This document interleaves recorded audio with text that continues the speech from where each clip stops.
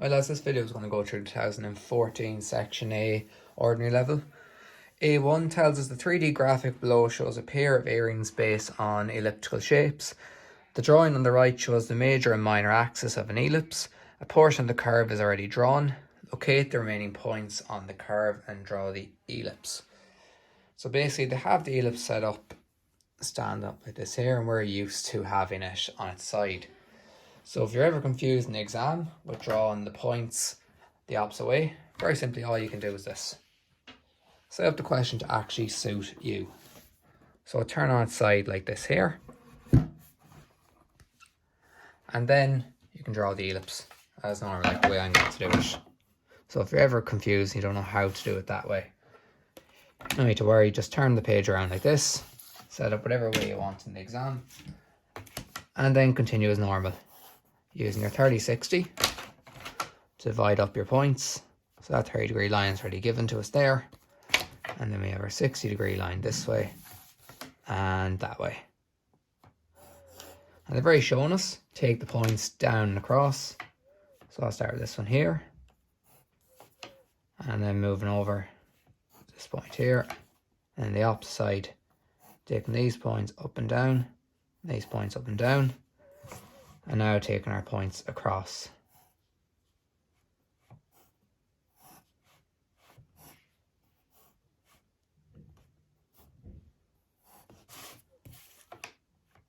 And just drop these two down to meet it. There and there. That point, that needs to go up a bit. And that point there and there. And finally our top and bottom points. And what's a matter of doing is drawing in your ellipse.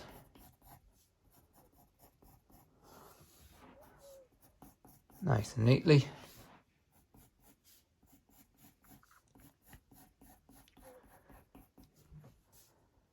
And then just go over it heavy then afterwards.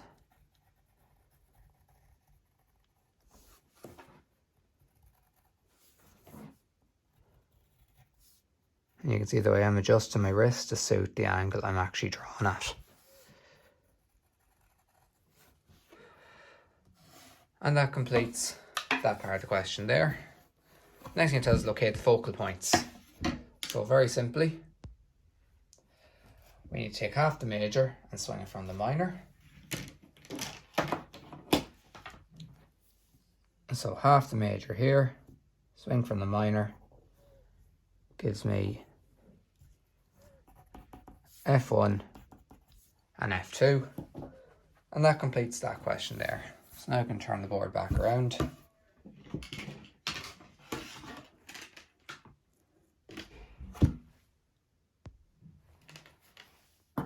And move on to A2 then. So A2 tells us the 3D graphic below shows one section of a Luas tram. The plan, elevation and partially completed end elevation of the outline of the tram are also shown on the right. Complete the end elevation of the tram. So basically this view here, what we see when we look in from this direction here, what do we see? Let me take those points around. So, let's see. First thing I can do is I'll take my height across here. It's already given to me. So I have all my heights there taken across. Now I need to cross my actual widths. So these points here. So two of them are even taken across the bottom. There's the front corner there. And there's the top of the front of it. And I just rotate these around first. So that goes to there. And that goes to there. And we take them up.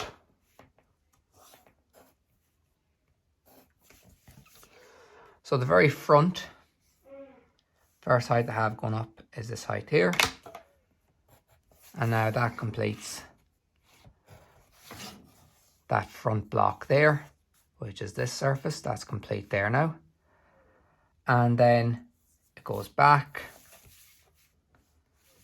to this corner here. And that completes now the front windscreen, which is there. It then goes down as well here, giving me this side here. I can see the opposite corner then is going to be heavy. So because I look in this way, I can see this side. I can't see that one. So I follow that around. And that's going to be appearing as hidden detail there. And then that completes the end elevation of the actual tram. The next part then tells us draw the end elevation of the power supply connector on the top of the tram. So I'm looking at this section here. The first thing I'll do is I'll take across my heights. That height there, and that height there.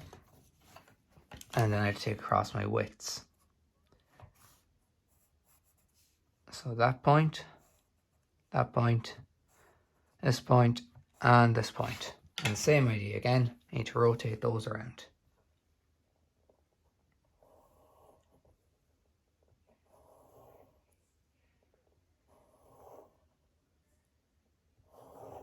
And take those up as well.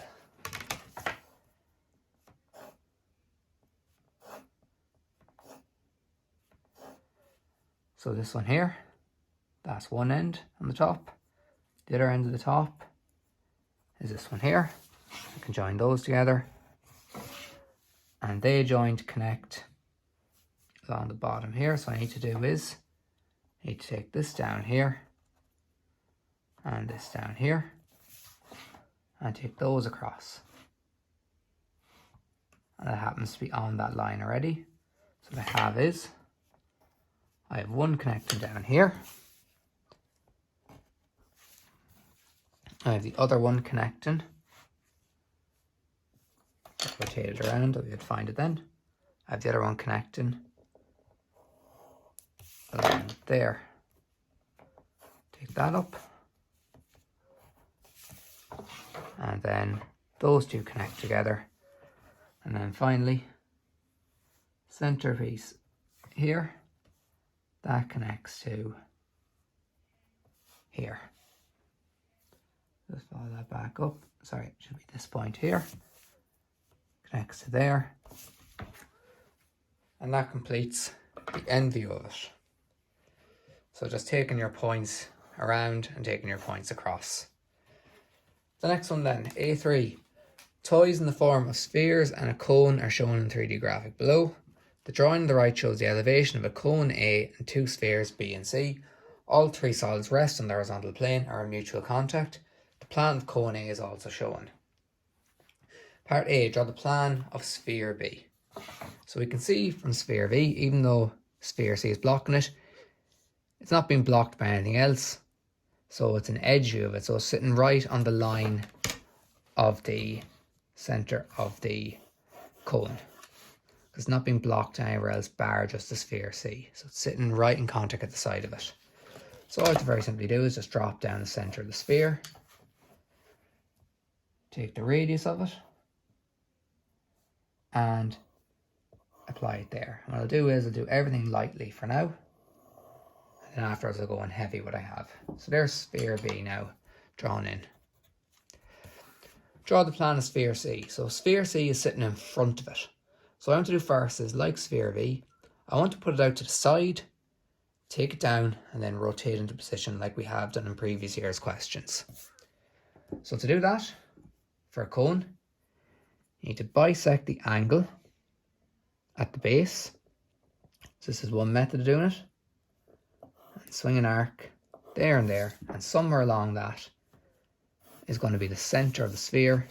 I already have the height of the radius. Take that across, and that gives me the center of my sphere C. And I take that, you can see the touches off the ground and the side there. So if I was to draw the full thing, it would fit there perfectly. But what I want to mainly do is, I'm going to take this down. There's where it is on its side. That's not where I want it to be. I want to rotate it around.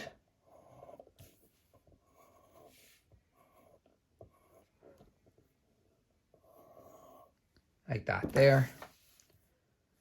Take my center down. There it is there. And now I can draw in my sphere C in contact there. That's going to be hidden detail behind that little part.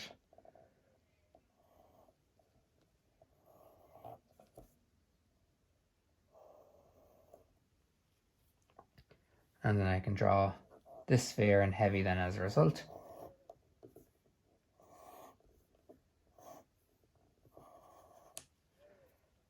And then my cone, that's going to be dashed there and heavy the rest of the way. So it's been blocked all the rest of the way there then. And that completes part B. So just basically having to move the sphere to its side, take it down and rotate it into position. Because this one's already on its side, we can see it there. Because this one is in front, we need to move it to the side first and then bring it around to find where its centre is going to stop. Because we don't know if we just drop the line down where it's actually going to stop. The last one, A4.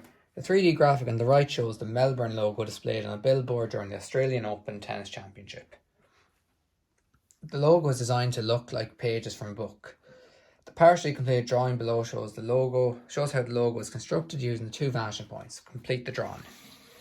So basically you can see with this question, all the points to the right are joined to the vanishing point on the left, and all the points on the left are joined to the vanishing point on the right. So I'm just going to start with this left hand side here. You can see all my vanishing points are connecting back. So if I connect this one back here, I get that edge there, drop it down, get that edge there, drop it down, I get this edge there, and where's the stop? I drop this line down here. I know exactly how far I have to go there.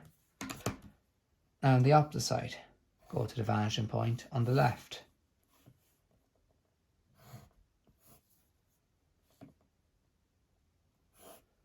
And just repeating the process over and over again. So it's a nice easy question to be given.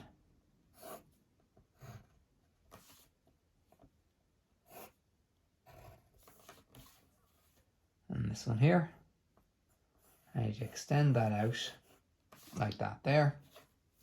I need to extend this down to give me that end point there.